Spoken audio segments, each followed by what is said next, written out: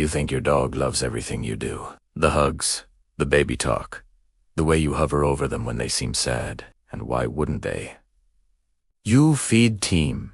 You walk team. You call yourself their favorite person. But here's what most dog owners never find out. Some of the things you do every single day, things that feel loving, even instinctive, are quietly signaling to your dog that something is wrong. Not dramatically, not all at once, just slowly, behavior by behavior, eroding the trust between you and the animal that depends on you most. This isn't about bad owners. It's about a communication gap so common, most people never even notice it's there. And by the end of this video, you'll never look at your dog the same way again. 1. You hug them, and they're just tolerating it. Picture this. You've had a long day. Your dog trots over, and you wrap both arms around them and squeeze. It feels like a perfect moment of connection. But watch what your dog does in that moment. Do they lean in, or do they go still? Do they turn their face away, yawn, or lick their lips? Here's what's actually happening. Dogs are not built for frontal embraces. Unlike humans, wrapping limbs around another body is a dominance gesture in the animal world. Not affection. Dr. Stanley Coren, a canine psychology researcher at the University of British Columbia, analyzed hundreds of photos of people hugging dogs and found that the majority of dogs displayed at least one stress signal during the embrace. Your dog isn't melting into your arms. In many cases, they're waiting for it to end. The fix is simple. Crouch down to their level. Let them come to you. A hand on the chest or a slow scratch behind the ear communicates far more warmth than a language they actually understand. 2. You stare into their eyes to show love. You've probably heard that eye contact with your dog releases oxytocin, the bonding hormone, and that's true under the right conditions. But there's a version of eye contact that does the exact opposite. When you stare directly and unblinkingly at your dog, especially from above or during a tense moment, it registers as a challenge. In dog social language, a hard, sustained stare is what a dominant animal does before conflict. Your dog may look away, yawn, or press themselves low, all signs of appeasement, not comfort. The difference is context and softness. A gentle, slow blinking gaze from a relaxed position builds trust. A fixed stare during a correction, or while leaning over them, creates anxiety. Blink slowly. Look away occasionally. Let the gaze be an invitation, not an interrogation. It feels like the most natural gesture in the world, reaching down and patting a dog on the head. We've been doing it since childhood.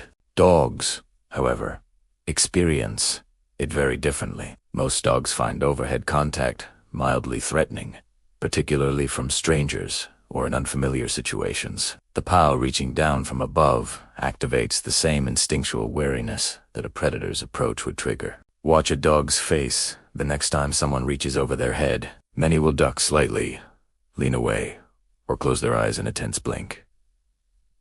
It's not excitement. It's tolerance. Stroke under the chin, along the chest, or at the base of the neck. These are areas dogs actually seek contact in, and the difference in their response will tell you everything. When your dog is anxious during a thunderstorm, at the vet, around strangers, the instinct is to comfort them verbally. It's okay, baby. You're fine. Don't worry. Come here. It's okay. She. But what your dog hears is elevated energy. Your voice pitch rises. Your pacing increases. Your own anxiety transfers directly through sound and body language. Dogs don't process sentences. They read state. And an agitated, high-pitched owner communicates. There is something to be afraid of. Studies in applied animal behavior confirm that owners who remain physically calm and speak in low, slow tones reduce their dog's stress response significantly faster than those who over-verbalize comfort. Be quieter than you think you need to be. Sit near Tim, breathe slowly. Your calm is the message. If you've ever come home to something destroyed and scolded your dog while pointing at the mess, this one is for you. Dogs live in the present. Their memory does not connect your anger in this moment to their behavior 15 minutes ago. What they do connect is your arrival home with punishment. Over time, this creates a dog that cowers when you walk through the door, not from guilt, but from learned fear of your unpredictable energy. If you're already halfway through this list and rethinking the way you've been reading your dog, that's exactly why this channel exists. We break down animal behavior most owners completely miss. Consider subscribing so you don't miss what's coming next. You're walking your dog. They stop to sniff something. You tug the leash and keep moving because you're in a hurry. What just happened from your dog's perspective? The one moment of genuine sensory information, the moment they were actually reading their world, was cut off. Repeated over time. Leash corrections during sniffing teach a dog that their environment is not theirs to explore, that the walk is your experience, not theirs. Behavioral researchers describe sniffing as the dog's equivalent of reading a newspaper. It lowers cortisol, reduces anxiety, and satisfies a primary cognitive need. A dog that is allowed to sniff on walks shows measurably lower stress than one that is marched along on a tight lead. Let them stop. Let them sniff. Give them 5 uninterrupted minutes of nose-led exploration and watch how differently they return home. Some owners stand over their dog's bowl during meals, watching, adjusting, sometimes reaching in to test whether the dog will react. The intention is usually to establish trust or dominance. The reality is the opposite. A dog that is watched intently while eating is a dog that begins to guard its resources. The hovering presence reads as competition, not care. Over time, this can cultivate the very food aggression the owner was trying to prevent. Put the food down and walk away. Return when they're finished.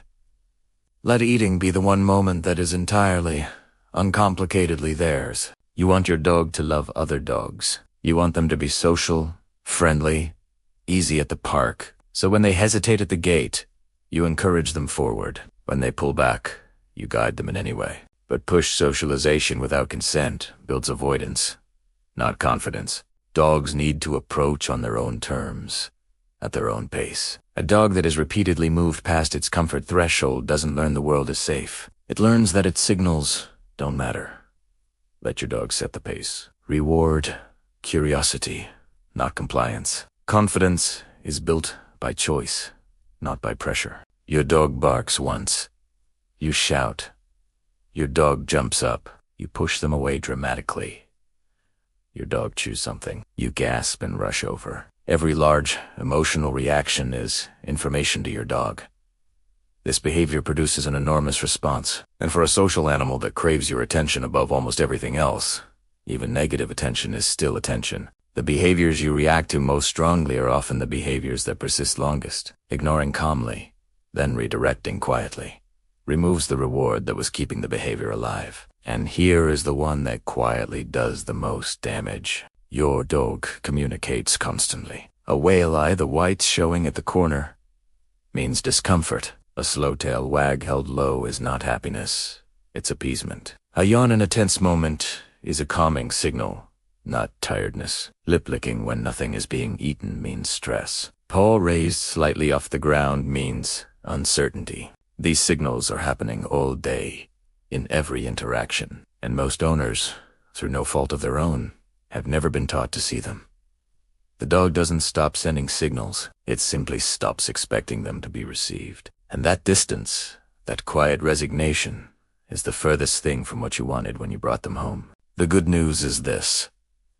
Awareness changes everything. Your dog is not pulling away because they've stopped trusting you. They're still there, still watching, still hoping you'll learn their language. And now, quietly, you've begun to